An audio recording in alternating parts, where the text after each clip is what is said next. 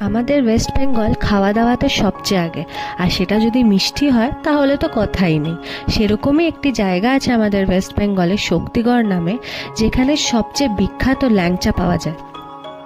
ল্যাংচা নিশ্চয়ই আপনারা সব জায়গাতেই খেয়ে থাকবেন, কিন্তু ঘিয়ে ভাজা রসে টইটুম্বুর এই ল্যাংচা দেখে আপনার যেরকম জিভে জল আসছে, এটা খেলে একটা আলাদাই অনুভূতি আছে।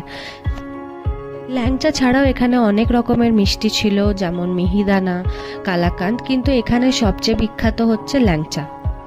দুর্গাপুর থেকে কলকাতা বা কলকাতা থেকে দুর্গাপুর, বর্ধমান, আসানসোল, পুরুলিয়া, বাঁকুড়া যারাই ট্রাভেল করেন, ঝালমুড়ি, ডিম পাউরুটি, ল্যাংচা, চপ, ডিম চপ, ভেজিটেবল চপ সবাই খেয়েছেন।